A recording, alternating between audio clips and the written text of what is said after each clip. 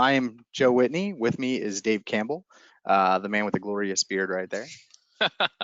I am a regional account executive. I oversee the eastern half of the United States for Autodesk software at Topcon Solutions. And David is one of our lead application specialists focusing on BIM workflows and all that great stuff. So today we're going to be showing off the APL workflows inside of Navisworks. This is part 3 of our 3-part series. So if you've missed our AutoCAD and Revit ones, please go and check those out on the Topcon Solutions webpage or at our YouTube. So jumping in,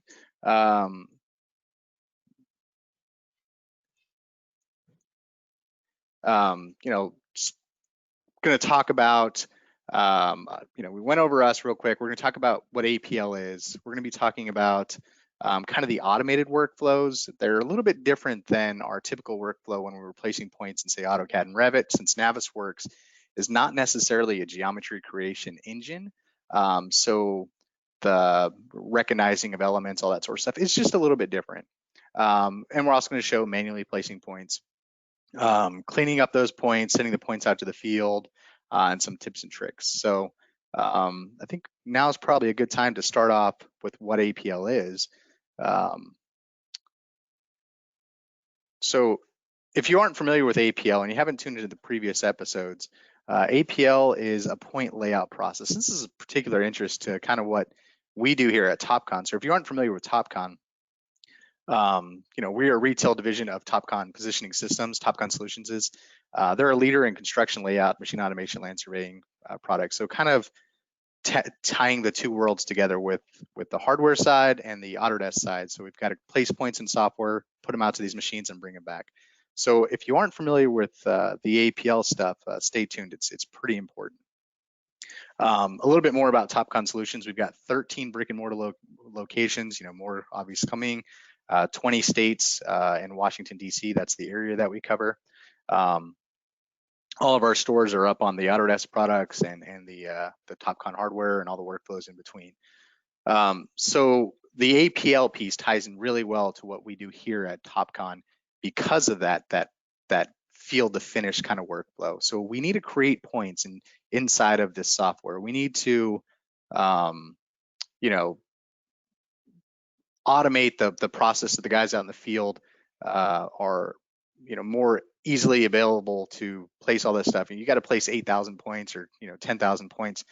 It's not fun to do it out in the field. Yeah, you're gonna have to check them eventually, but being able to automate that process makes life a lot easier. So a little bit about who would use APL. APL is really a tool for subcontractors, GCs, anybody that has to lay out stuff in the field. So your drywall contractors, your MEP subcontractors, your GC, anyone that does self-performing work, say concrete, window installers, whatever it is. If you need to know where something goes and you need it to be accurate, pulling tape isn't always the best method. So we can lay out thousands of points pretty quickly with this. Not only placing the points, but using a total robotic station allows you to place the points or actually measure the points pretty quickly as well. A little bit about APL. The background of it's pretty interesting. It came from a Autodesk and Topcon reseller. Topcon had a pretty much vested interest in this tool. Autodesk ended up making the acquisition of the tool, and it's got these amazing integrations just because of its roots. So you'll notice some Topcon functionality inside of the APL tool. So APL, in my mind, is a very easy to use tool. As somebody who's done construction layout in the past, I know that placing points can be kind of a pain, especially if you're doing it off of a civil file out in the field and you want to lay out, 1,000 anchor bolts. Kind of hectic. But this tool allows you to streamline that process quite a bit, and I think it's very easy to show. So David, last week we reviewed APL in Revit, and before that we reviewed it in AutoCAD. Both were pretty straightforward with the ability to automate point placement, but we also place some elements manually. I know personally, but I imagine all of our listeners here are wondering the same thing. Navisworks has got to be a little bit different because it is not a geometry creation tool; it's an aggregator. So can you tell us more about the process of placing points in Navis? Yeah, let me go ahead and take the screen here. And what we'll see is placing points with Navisworks is going to be quite a bit different, obviously, because as Joey said, this is not really a geometry placing tool. Instead, you're going to be using a lot of the data that you're aggregating from other sources. Now, there are ways that I'm going to show you guys today to manually and kind of automate placing some of the points. You're not going to see some of the I want to say awesome, like, oh, let's go this fabrication pipe run and let's go ahead and put them in increments of, 3 feet or 4 feet, what have you. You're not going to see some of those tools in Navis, but I am pretty excited to show some of the tools that we can use to place some points if we need to, or to adapt the visibility of those points, like the scale, the color, some different tools that we have to clean up some of those points. And yeah, I definitely look forward into getting into that with you guys today. So if you guys have any questions during the webinar, do not hesitate to put them in the chat, and Joey and myself will do our best to keep up with them and answer them to our best capability.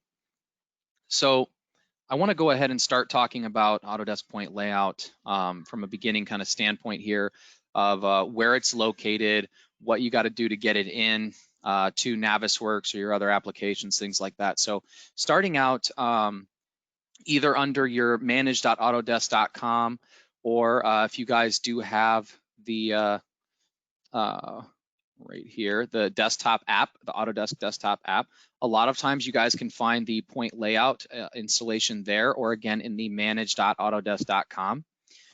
So once you install point layout, you'll see that it pretty much applies itself to all versions of software that you have. So if I have Navisworks 2021, 2020, 2019, 2018, it will go ahead and apply to those different applications.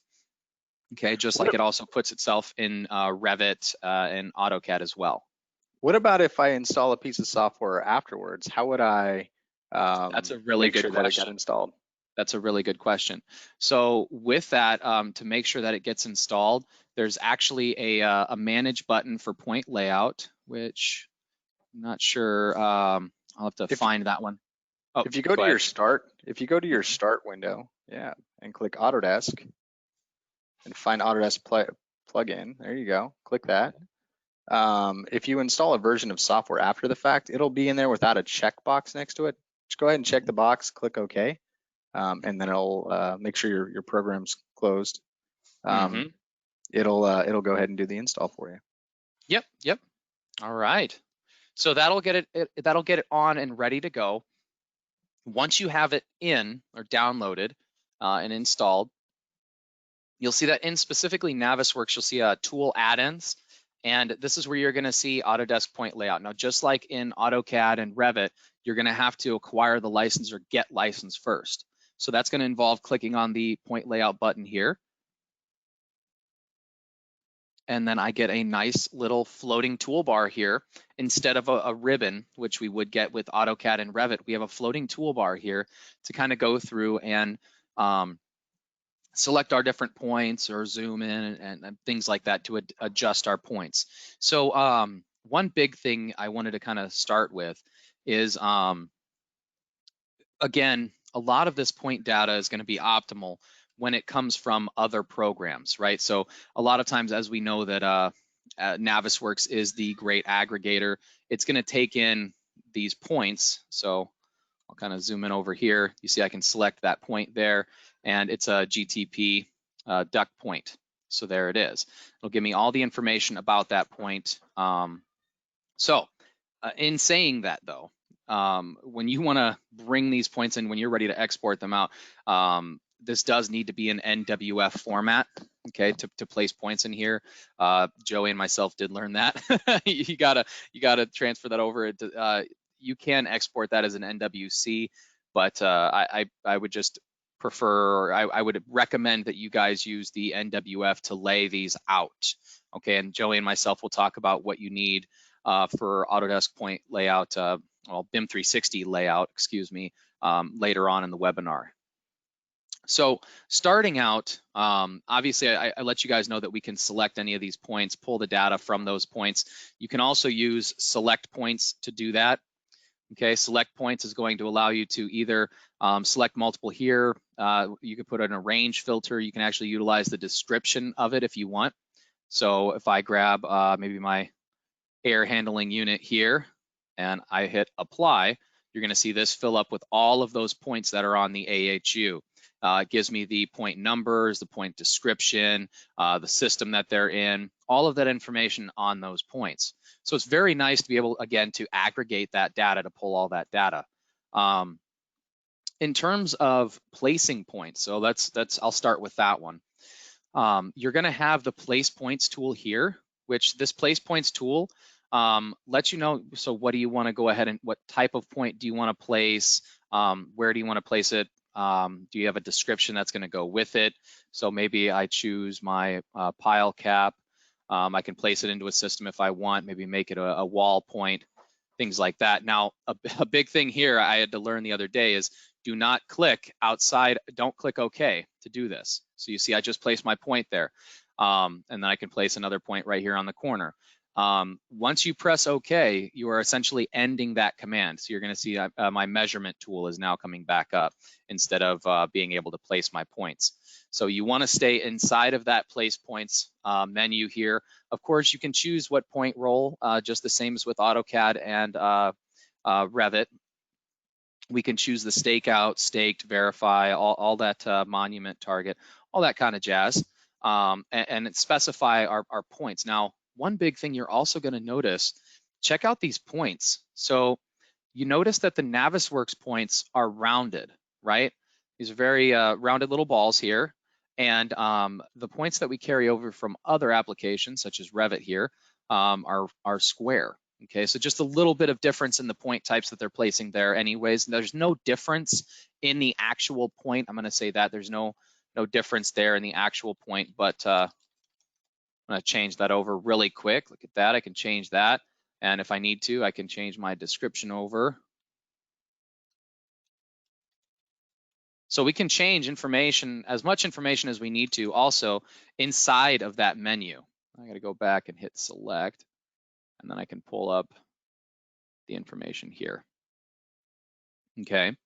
Now, honestly, speaking of that selection tree, that's the other way that we can the other thing that we can utilize to place points.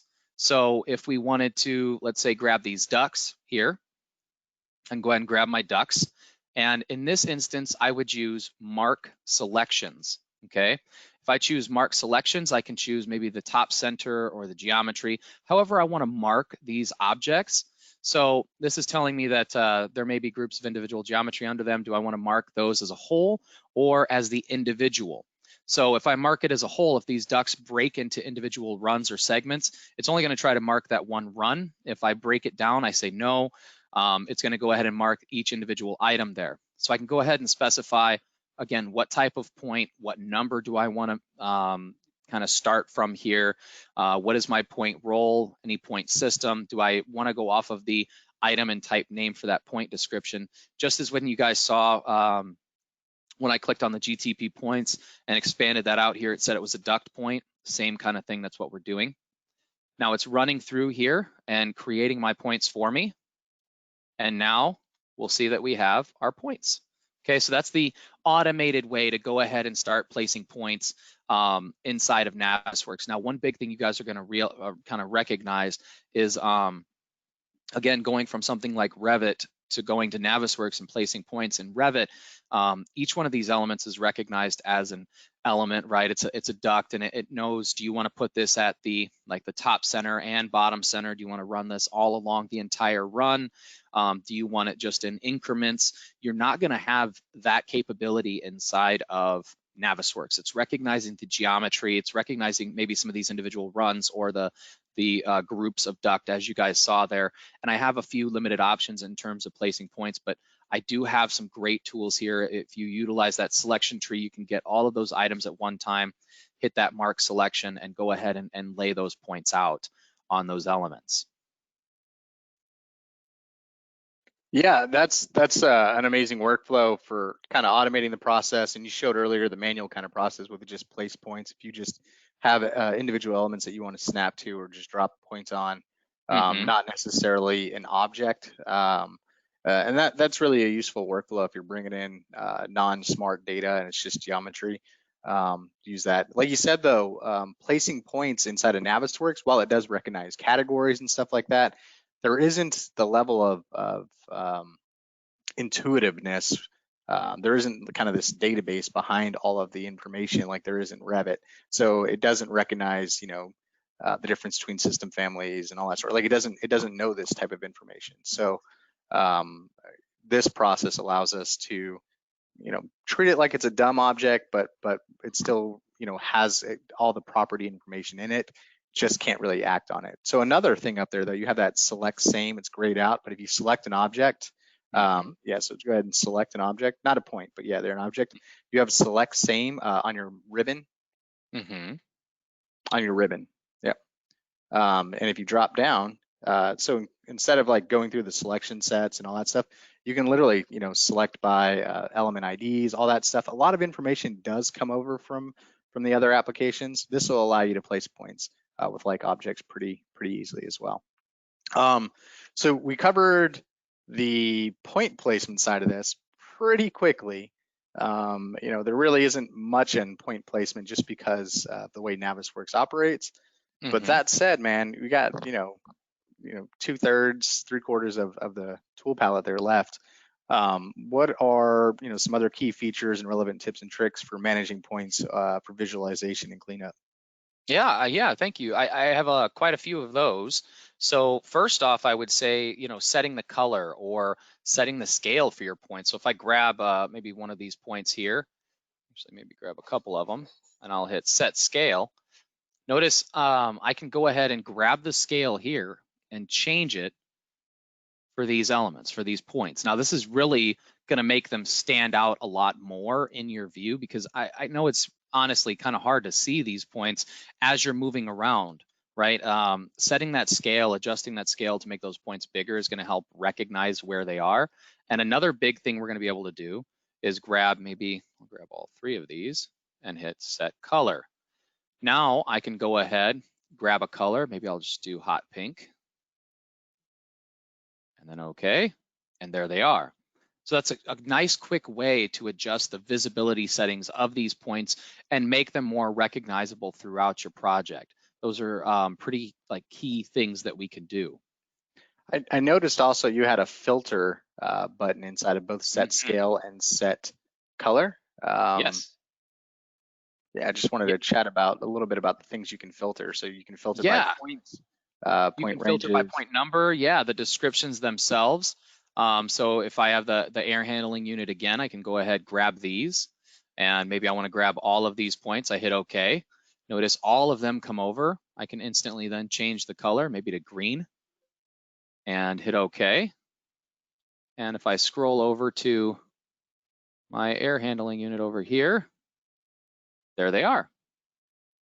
Automatically changes them for me. That filter button is a really nice tool to help, well, set the scale of your tools, or of your points, excuse me, but finding specific ones that you're looking for, not just with the description, but in the drawing itself. So in this current drawing, I do have a couple of models appended, kind of linked together. And because I have that, I can go ahead and specify, no, I just want to pull the MEP points, or no, I just want to pull the structure points. Do I have a specific elevation that I want to pull these points from, or the actual point type if I want to just find my control points? I go find those, hit OK, and why don't we can set scale there. Oh, I didn't select them, that's why. I'll go with control point, apply, grab these 2, OK, and they didn't come over for me. Oh, as I'm closing out of Navisworks completely there. So I'm going to hit cancel for a second. I know my control points are out this way. There they are. Okay. So my control points out here, essentially, again, I can go ahead, set color or set scale, filter, and then again, just grab those based off of either the role, the phase, anything like that that you guys might have. And at that point, there they go. Now it's working.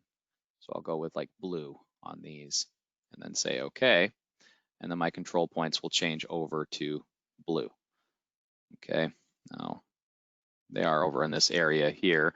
You know what would be even better? Let's go ahead and set that scale, because just as I was talking about, those points are really hard to find sometimes. So I'll go ahead and grab that, hit apply.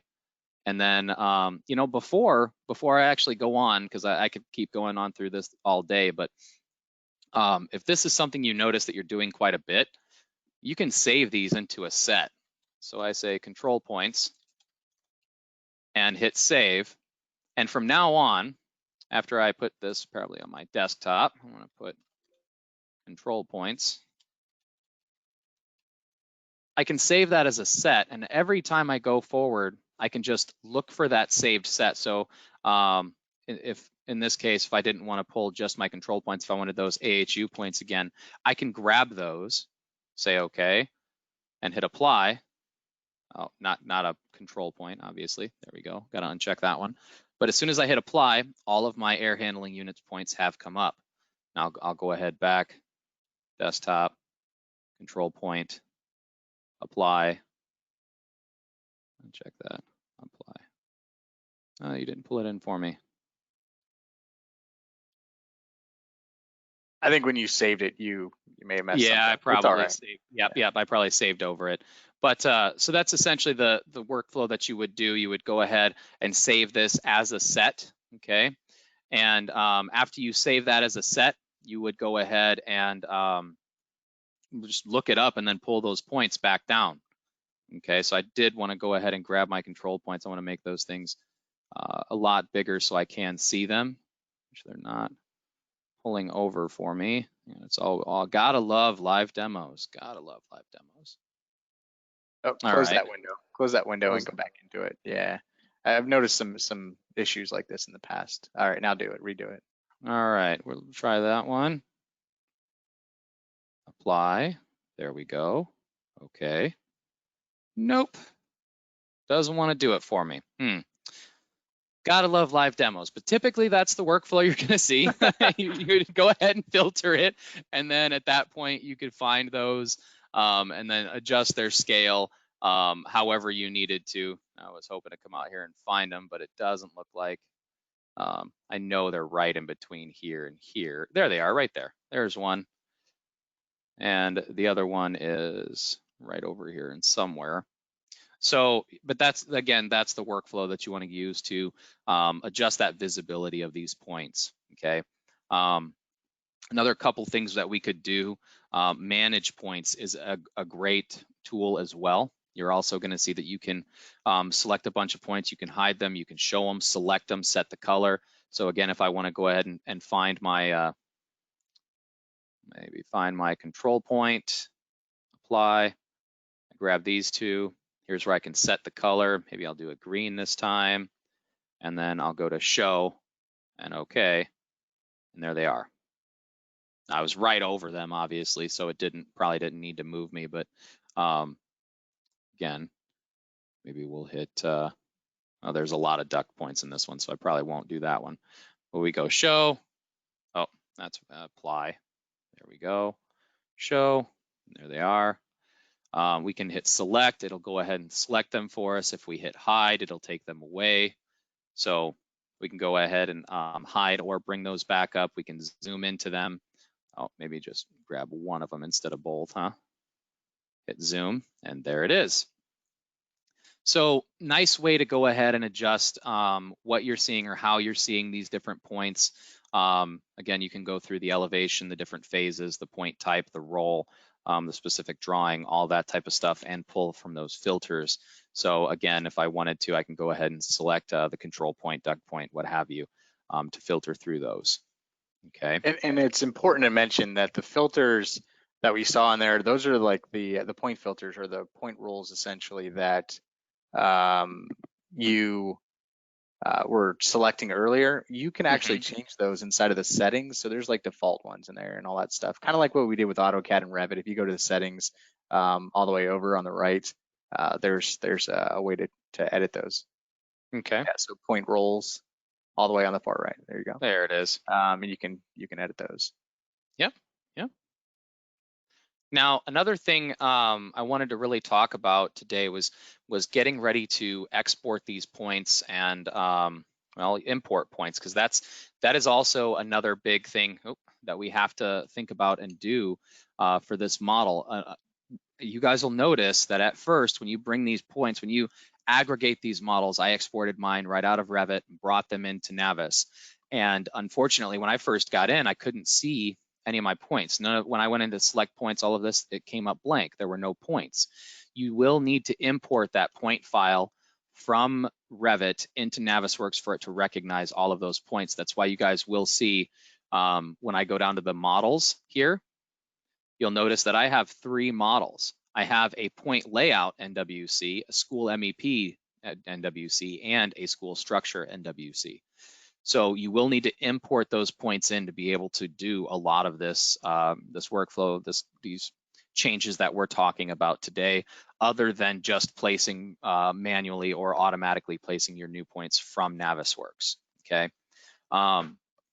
When we're getting ready to export, so we've got all of our points laid out and we're getting ready to export these out, this is where we're going to go.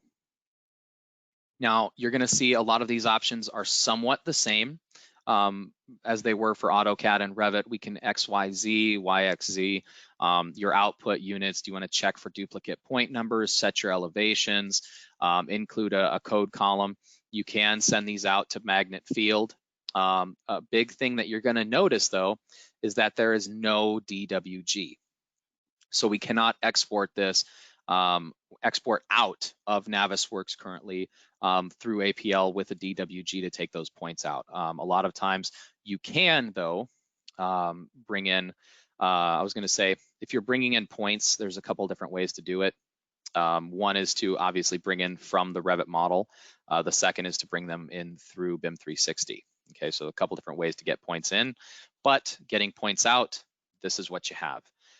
Again, we can put it right into magnet field or kick it out as a point file.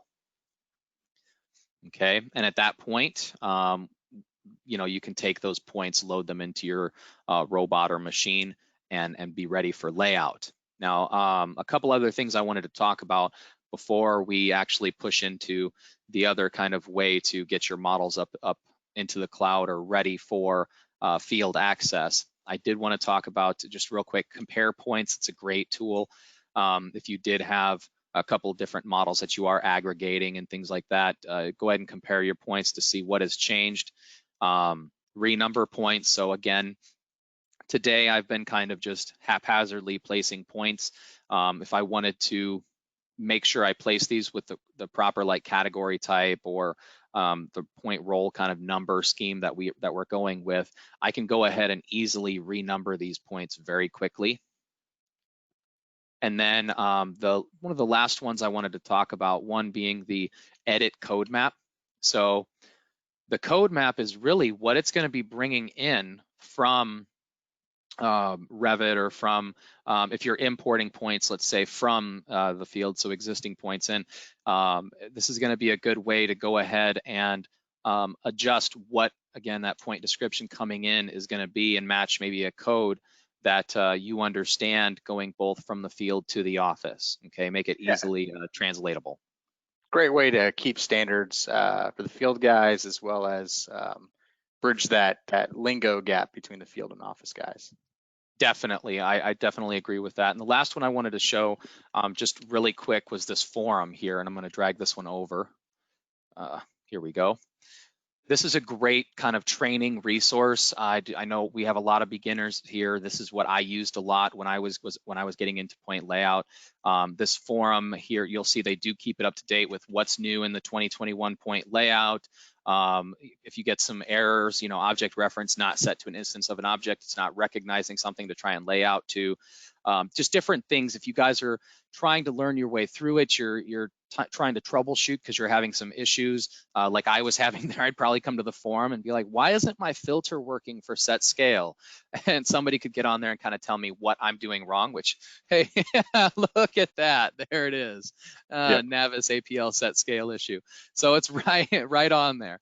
But essentially, it's a good place to come to check that stuff out and one, make sure you're not crazy, right? But also make sure you're not alone, and we could see what's going on with this. Are they working on something like that? Is this a common issue, or is this a workflow issue? I definitely should start utilizing that forum. I have issues all the time that I need to, or new ideas, new workflows that I've got to work out. But fortunately, I've got, I don't know if you saw there, the author was Shane Hamill. The man is a genius. He's the product manager for Autodesk Point Layout.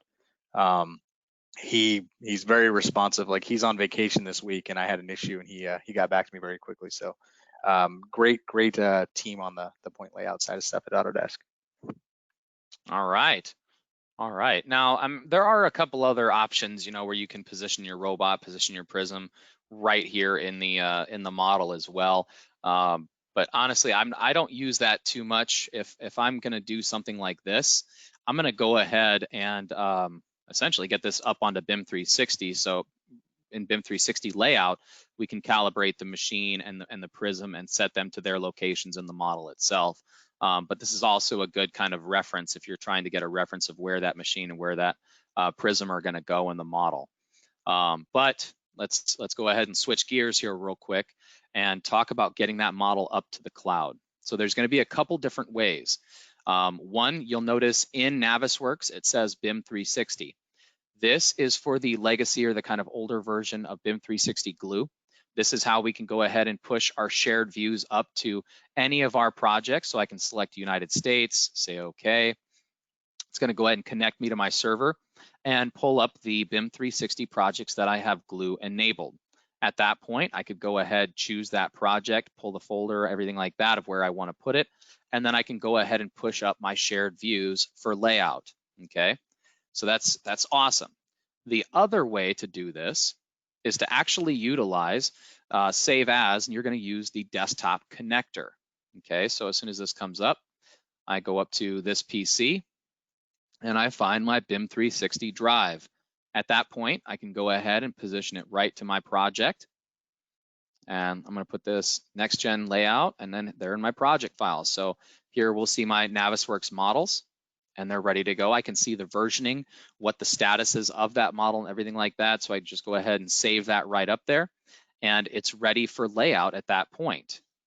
Now, actually, I need to take a step back from that, don't I? Because if you try to push an NWF up to BIM 360 for layout, what you'll find out is you can't lay out in BIM 360 layout. Joey, isn't it correct that you need an NWD to lay out with? Yeah. Most mobile applications, the mobile version of it will not open files. I mean, you could store any kind of file you want inside of BIM 360, but the files themselves will not open unless it is an NWD. Okay. Which we have some interesting, have an interesting kind of show to put on for you guys today, because Joey is actually going to be laying out from his phone. So we wanted to show not only the functionality of this, like how we can push these models up to BIM 360 after we lay them out, but we wanted to actually take it a step further this webinar, and Joey's going to take it right to his mobile device. So not just, a tablet or anything like that, a tablet or iPad, but straight to his Android phone. Yep, yeah, certainly am. Let me grab the screen from you.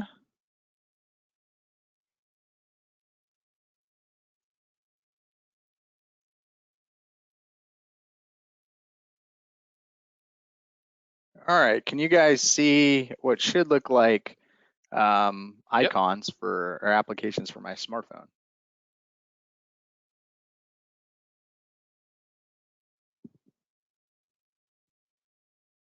Yep, we got it. I can All see right, it. perfect. Sorry, couldn't hear you.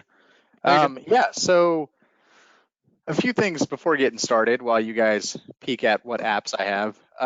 You mentioned earlier iPad, as well as my smartphone, Android tablet, whatever I'm using. There are two different workflows for pushing stuff up to BIM 360. There's the classic workflow where we could go through Glue, and that'll allow us to lay out using an iPad, where the iPad controls the total station. We've got a great integration with Topcon Solutions equipment for that workflow. Total robotic stations, whether you're doing Bluetooth or Wi-Fi, all that fun stuff. But the new version, BIM 360 Coordinate, which includes layout, runs on the Android version. So right now I have my Android phone. It's a Samsung Galaxy. Probably not the best for demo purposes just because of the small screen, but once we get in there, I'll show you some stuff. So, just find my BIM 360 application. So there's two different BIM 360s. There's BIM 360 and then there's BIM 360 Layout. It is its own separate application. We'll open this up. It opens me up directly to my files. You had mentioned earlier NWD. That's right. As you can see here on the screen, the NWD gives a preview, whereas the NWF does not. So we open this up. It should just take just a second. Hogging bandwidth with my computers, and I got kids upstairs, so let's see how quickly this will go. And I guess some other things to kind of point out with BIM 360, the ideal workflow is to go to BIM 360, specifically because Navisworks for us does not have IFC export tools. It doesn't have DWG export tools. There are plugins that allow us to get there and do this, but the whole idea about this, single source of truth and updating files and revisions and all that sort of stuff, BIM 360 does an amazing job at managing this. That said, there are tools that allow you to export IFCs. So there's an IFC export plugin. I think it's from CodeMill. I don't believe it's free. My favorite one to use though is iConstruct, because I can do IFC and DWG exports.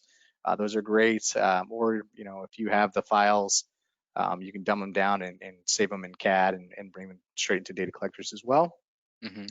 But most data collectors, pretty much all that I've seen, don't take NWDs. So this workflow typically shows really well for NWDs. So I'll just get in here real quick. There's a few things you'll notice. I have zoom sectioning tools, walking tools. I have the standard issue creation tools. Points, this is something specific to layout. Plan view, markup, measure. These are the common tools. And then I have these visibility settings up here as well. I have a question for you though, Joey. If someone is going to lay out, say with their mobile device, their tablet or their phone, maybe they don't have signal out at the site. Is there a way that we can download these models, or a way to make it easier? Maybe your bandwidth isn't so great and you're trying to scroll around, seeing a little bit of lag, or is there a way to download these models to your local device? Oh yeah, there certainly is. I don't know if you can see this right here, but there's 3 dots. The reason why there's 3 dots is because I've already downloaded it. So right here, you'll notice there's a download arrow for files you haven't downloaded. It allows you to work offline. So we'll just go ahead and get back into mine. Give it a second to spin back up again. Yeah, so working offline is the name of the game. On construction sites, the Wi-Fi isn't necessarily golden. So I would come in here, I would click layout points. This brings up my point layout stuff. As you notice, I have all the points already in here. That said, whenever you first bring in a file from BIM 360, it does not capture all the points. You have to come in here and click APL, import APL points. It'll spin for a few seconds, maybe a few minutes, depending on your points. I think I have 2,000, 10,000, 4,900 says right there. I have 4,900 points in here.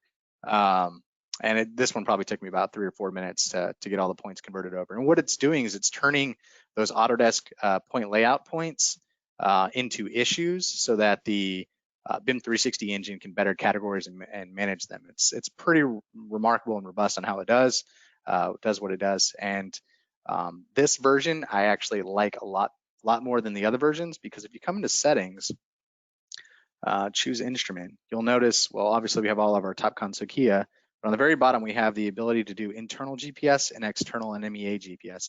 External NMEA GPS, NMEA is the default standard for most GPS systems.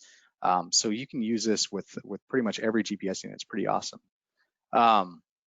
Obviously, like I said earlier, we have the Topcon Solutions integrations. It's important to note this RC is the greatest invention in layout.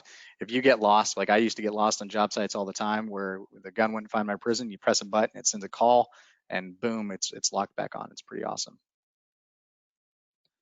A few other things. I don't have a robot here to connect to, so there's unfortunately some layout things we're not going to be able to show, but I did want to highlight a few of the key benefits here. So we have the ability to lay out and collect points, of points that are already in here. You have the ability to control the total station from here. You can lock onto your prism, you can turn it, you can do all kinds of cool stuff. That's for points that are already there, and that's great. But I like to be able to place points on things. So you notice on top of this corner of this pile cap, there's not a point. Let's go ahead and drop a point real quick. And it's as simple as holding my finger on an object and it'll snap to it. I can, give it a status. This status is the same status as for issues. It's got a point number. I can enter a description. I can assign point roles, types, all that sort of stuff. If I want to offset it, there's a bunch of stuff you can do. And I think that this is a really powerful way to add points to where there aren't any. Another thing is the measurement tools, the visibility tools. So David mentioned earlier that he had models. Well, maybe you don't want to see all those models. Maybe I wanted to turn off some of those. Hold on. You can use the model browser. You can come in here and we can highlight specific things inside of these models. We can toggle things on and off and zoom right to things. It's a lot of great features and functionalities in this part. So, another one of the great things, models are great for contextual. We can lay out them. Laying out in 3D is awesome. But what we're missing here, though, is the reference view being in relation to stuff. Being able to lay out in the plan view is amazing. Again, being able to turn off these points might help. So we'll just do that. Come back in it and zoom right back in. So now we have a plan view we can lay out from too. So a lot of great ways to utilize this in both smart and non-smart workflows, 3D, 2D, whatever you want to call them. This is truly remarkable. If you have any questions about something, you can create markups and send them to people. If there's something that you see is in the wrong spot, you can come here and create an issue for it and send it to somebody, assign it to them, they have to address it. Like, there's a lot of great power into having this whole connected workflow. So I just wanted to highlight that, and I thought it was really important to highlight the new Android functionality. But with that, I'll turn it back over to David. Thank you very much, Joe. Thank you very much. I would say, well, did we, sorry, actually, I need to switch this back over. All right, so in saying that, we've kind of gone through and shown a lot of the functionality with Navis and going into BIM 360 layout. Again, Joey did mention there between the iPad and the Android device, one big thing, the Android device is going to connect directly through Bluetooth. The iPads will need a type of wireless or Bluetooth bridge, Bluetooth bridge to connect to some of the devices there. But we're seeing a lot of the additional functionality or capability with BIM 360 layout that's added into our process, right? A lot of that is making sure that the needed data is available, right? That data is available for whoever needs it downstream in the field or in the office. And again, one of the big things I liked about the kind of point creation engine inside of BIM 360 is that it actually creates them, turns them into issues, right? So it's trackable. All of those different points are trackable. And then when we do see something wrong, you can create another issue. And the beautiful thing about that is you can assign responsibility for that issue. So we can say, okay, so-and-so, this is your responsibility. Can we go ahead and get this verified that this is staked where it is? Or has this been, moved, or is it really over here 2 feet further than we thought it was? It's a great way to go ahead and not only QA/QC kind of check over that model and those layout points to make sure everything is correct, but moving forward to keep that communication going for everyone involved. It's a great process. And then again, we saw that we can take that information offline at any point in time to go out to our different sites and then get online whenever you need to. But again, thank you for joining us for Navisworks and Autodesk Point Layout and our final series, our final webinar of the series. Did you guys have any questions for us? There was one question that came in while we were chatting, and it was, is there any functionality with point clouds? And I just wanted to highlight this. While there isn't necessarily point cloud functionality in the Navisworks side, there is in Revit, where we can actually do deviation analysis. We can compare point clouds against flat surfaces, see how they're how they're comparing against the model. You can get highs and lows, kind of a heat map, color map. That said, the Navisworks side of things, while there aren't necessarily point point cloud functionality. There is a lot of great tools out there that allow you to leverage point cloud data inside of Navisworks. A company that we own is called ClearEdge 3D, and they have a product called Verity, and Verity does amazing things with point clouds inside of Navisworks. So if you wanted to kind of do that same thing for QA/QC and see how your point cloud meshes up against your design data, and actually, check the specifications, all that sort of stuff, or tolerances rather. It'll show that. And to the gentleman that said that they missed the Revit session, if you go to our topconsolutions.com webpage, it's up there, and I'll be sure to send you a link. Yep.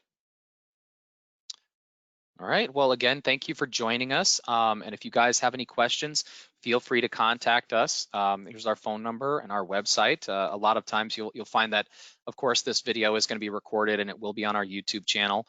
But also we have a lot of these other videos. Again, if you did miss the Revit one or the AutoCAD, those are on our website. So you guys can feel free to go ahead and check those out.